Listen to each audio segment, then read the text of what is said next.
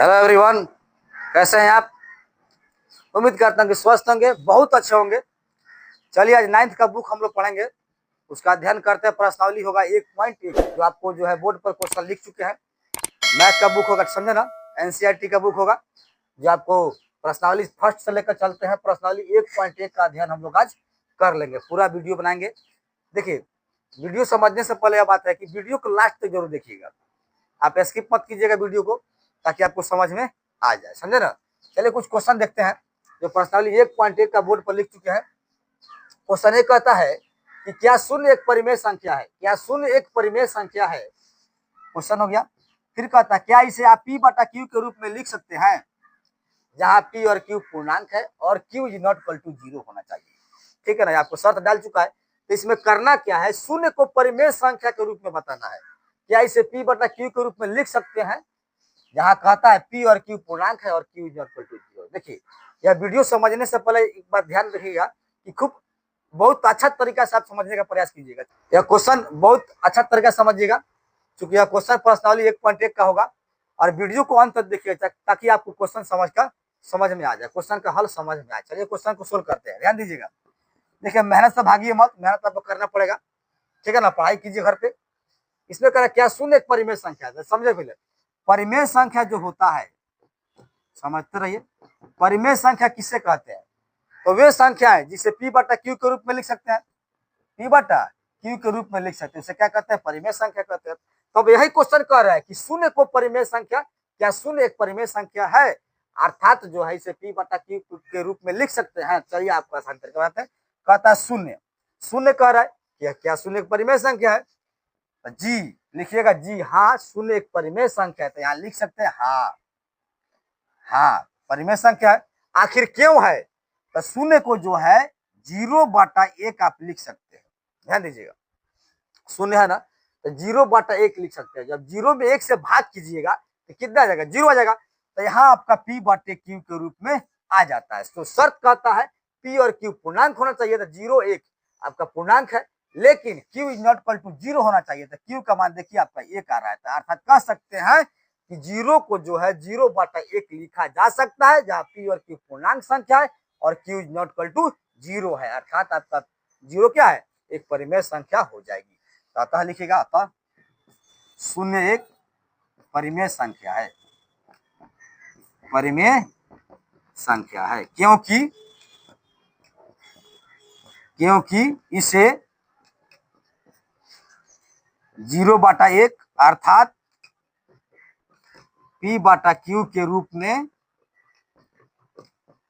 लिखा जा सकता है, लिखा जा सकता है।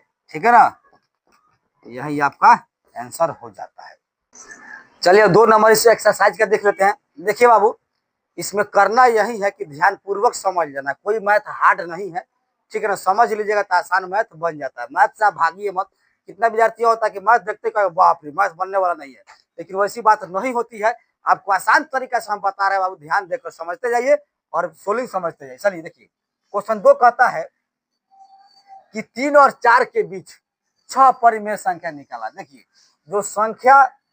जो भी संख्या देता है, अब कुछ भी परिमेय संख्या निकालना कहता है, जैसे 6 है, तो आप जो संख्या जो देता है उसको क्या कीजिएगा, जितना निकालना है तो एक अंक बढ़ाकर अंश हर में गुना कर दीजिएगा। अर्थात 6 कर है ना, 6 परिमेय संख्या निकालना है, तो उससे क्या कीजिए 7/7 से गुना कर दीजिएगा, आपका आंसर उसके बीच में आ जाएगा। कैसे होता है, चलिए सोल्व देखिए, हल इसका समझते हैं।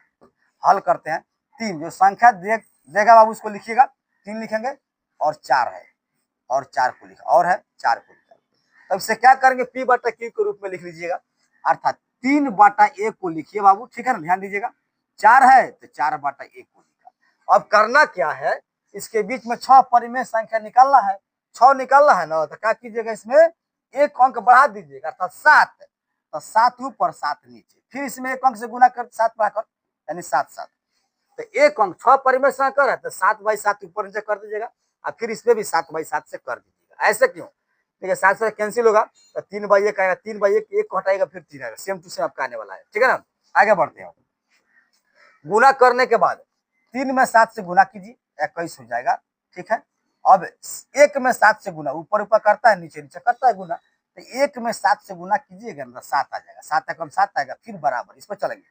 7 में 4 से, 7 में 4 से तो 7 चौका 28 हो जाएगा, और फिर 7 एकम 7। लेकिन केस यहाँ समझेंगे, जब आधार आपका बराबर चल रहा है, आधार बराबर चल रहा है, तो 21 और 28 के बीच में संख्या आपको लिख देना है, ठीक है ना। तो 21 और 28 के बीच में, जैसे में 21 है तो 22/7, 23/7, 24/7, इस तरह जो है परिमेय संख्या आपका आ जाता है। चलिए देखते हैं। अतः लिखेंगे आप लोग, अतः 3 और 4 के बीच, 4 के बीच कितना निकालना है, 6 परिमेय संख्या।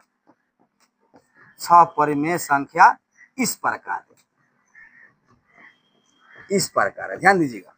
21/7 और 28/7 के बीच वाली संख्या को लिख देना है। तो 21/7 कर रहा है तो अगला क्या हो जाएगा, आगे वाला 22/7। यहाँ कर सकते हैं 22/7 को लिखिए, कॉमा डाल दीजिएगा।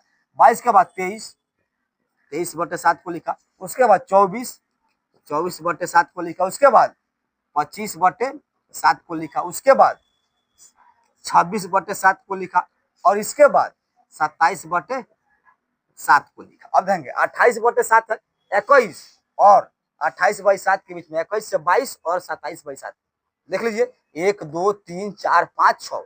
लेकिन जो कटने वाला उसको कटा भी सकते हैं, अर्थात कटा लीजिएगा चाहे छोड़ दीजिएगा, जो कहते हैं आपका आंसर आ जाएगा, ठीक है ना। चलिए क्वेश्चन 3 की ओर बढ़ते हैं हम लोग। 3 कहता है 3/5 और 4/5 के बीच 5 परिमेय संख्या ज्ञात करना, ठीक है। इसमें क्या निकालना है, 5 परिमेय संख्या निकालना है। इसके पिछले वाला बताया 2 नंबर क्वेश्चन, लेकिन कुछ यहाँ पर समझेंगे, बाटा में दे रहा है 3/5 और 4/5 के बीच 5 परिमेय संख्या। देखिए अभी थोड़ा देर पहले बताया कि 5 परिमेय संख्या निकालना है, चाहे 6, तो 5 निकालना है तो क्या कीजिए, एक अंक बढ़ाकर 6/6 से गुना कर दीजिएगा। यदि 6 निकाला है तो 7/7 से, 8 निकाला हुआ तो कैसे 9/9 से गुना कर दीजिए। चलिए सोल्व करते हैं, ध्यानपूर्वक समझेंगे। सोल्व यानी हल कर देते हैं। 3/5 लिखिएगा, जो संख्या दिया रहेगा। 4/5 को लिख लीजिएगा बराबर 3/5, सेम टू सेम। चलिए 4/5 अपना लिख लीजिए गुना। अब कितना निकला, 5 परिमेय संख्या निकलना है तो 6/6 से गुना कर दीजिएगा। 6/6 लिखा, गुना 6/6 लिख लीजिएगा। अब गुना कर दीजिएगा, कटाने का प्रयास मत कीजिएगा, ठीक है ना। 6 3 18, गुना करके 18 लिख लीजिए। अब बाटा 6×5 30 हो गया बराबर, जब गुना कीजिए 6 चौका 24, अब बटे 6×5 30 हो गया। देखिए यहाँ पर आधार दोनों का बराबर हो गया, 30 कर रहा है।